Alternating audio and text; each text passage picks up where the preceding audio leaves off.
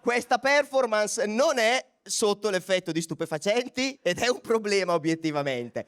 Io sto a mio agio sul palco come un viva la figa detto l'8 marzo, quindi cerchiamo un attimino di capire qual è la faccenda. L'emozione è sempre molto palpabile per quel che mi riguarda. Sul palco devo dire è una bella visione a 360 gradi, sembra una gangbang al contrario. Obiettivamente sono io che dovrei venire su voi, non lo so, era meglio se voi eravate in alto e io stavo in basso a succhiare la vostra sborra, ma ci pensiamo dopo, con calma, vediamo quante seghe riesco a farmi da qua andando avanti con questo meraviglioso momento. Devo dire strepitoso, sono tanto emozionato. È quella bella faccenda che per l'appunto i comici, no? Gente con seri problemi che tu stai a casa a ridere come un autistico davanti allo specchio, ma c'è poco da fare. C'è bisogno di questa roba qua, un test da sforzo per capire se la roba funziona oppure no. Io credo scrivere le battute, scrivere i testi sia un po' come, che so, pensavi di esserti pulito bene il culo?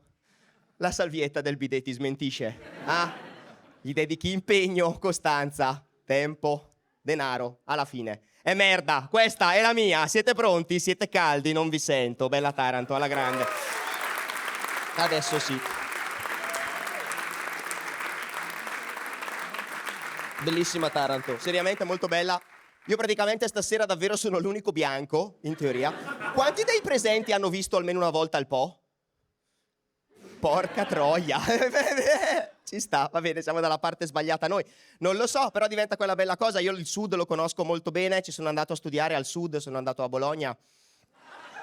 Questa a Brescia non fa ridere, però qua sì, davvero a Bologna molto bello, Bologna è un posto della Madonna, ho incontrato tanti amici del sud a Bologna che mi prendevano sempre in giro, no? Ah, Brescia, avete sempre la nebbia, sai, noi abbiamo il mare, ho capito, voi però all'acqua ci dovete andare, noi abbiamo l'acqua che viene direttamente da noi, cercavo di fargli capire appunto che anche la nostra acqua ha più voglia di lavorare di loro, però ci sta effettivamente.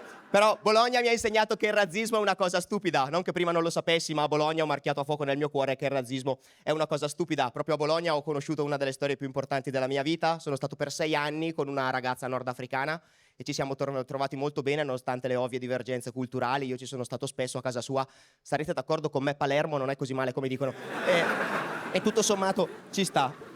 Ciao, mi chiamo Davide, di sicuro non sono ebreo, mi sembra giusto dirlo visto il periodo, di sicuro non sono ebreo, ho un sacco di prepuzio, tantissimo proprio, se me lo chiudo nella mano da molle sembra una rosa. Però no, serio vecchio, dai, ce l'hai avuto ancora, stretto nella mano, cazzo, è vero o no?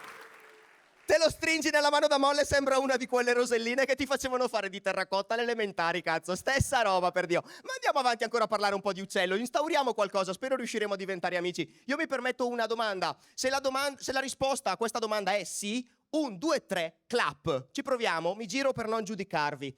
Quante delle donne presenti si depilano? 1, 2, 3. Quanti degli uomini presenti si depilano? 1. Ha la voglia di dirlo! Mamma mia, voglio che il mondo lo sappia! Cazzo, è pulito! È pulito! Quanti degli uomini presenti si depilano? 1, 2, 3. Ah! Alla grande! Ciao amici, non so il motivo per il quale l'abbiate fatto voi. E io vi avete detto la vostra, vi dirò la mia. Io per i miei 33 anni mi sono fatto un regalo, mi sono depilato completamente il pube, adesso non c'è più neanche un pelo, proprio come piace a Gesù. E ne avevo sentito tanto parlare, si dice molto questa cosa, quindi su via chi lo sa lo dica cazzo a voce alta, se ti depili il cazzo, poi sembra...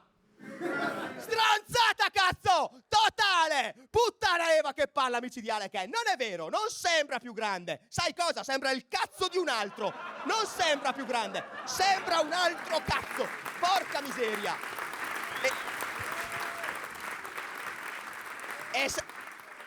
Se è stata la tua lei a chiederti di farlo, vecchio, diventa quella roba del ha trovato un modo per avere un altro cazzo senza tradirti, per ora. Però diventa quella bella faccenda, non lo so, qual è il gesto estetico del succhiarsi le palle a vicenda? Qual è la faccenda? Sei rimasto incantato dai numeri degli artisti di strada fermi ai semafori? I caramelloni dei distributori automatici? Quale cazzo è la faccenda, porca miseria? Io vi giuro non so per quale cazzo di motivo abbia fatto una stronzata del genere, non l'ho mai fatto, per provare, non mi sono mai neanche chiuso i coglioni in un cassetto, ma perché minchia, ho dovuto fare una stronzata del genere. E io avevo un rapporto speciale col mio menello, seriamente, davvero, io sono un grandissimo fan della masturbazione. Se la masturbazione fosse uno sport olimpico, cazzo, io ogni 4 anni con la piscina te la riempio, per Dio. E veramente adesso lo prendo in mano e sembra il cazzo di un altro e di un bambino. L'unico lato positivo di questa faccenda è il fatto che io ho capito che non mi piacciono né i bambini né i cazzi degli altri. E avevo i miei dubbi, giuro, per Dio, che stronzata micidiale. Vabbè, ricresceranno. Quello che mi sta suscitando la ricrescita in questo momento, vi giuro, vorrei trattare il mio uccello come un nemico di Bruce Lee. Ah! Lasciarmi i problemi alle spalle. Sapete che si dice che a volte si racconta qualcosa che è successo a te mettendolo in bocca ad un amico e racconti qualcosa che è successo ad un amico facendolo passare come se fosse successo a te. Secondo voi quello che vi ho appena detto è vero oppure no? C'è solo un modo per scoprirlo? Ma non avete pagato abbastanza. Alla grande, benissimo, ci può stare. Che rapporto bello, grazie, troppo buoni. Troppo buoni.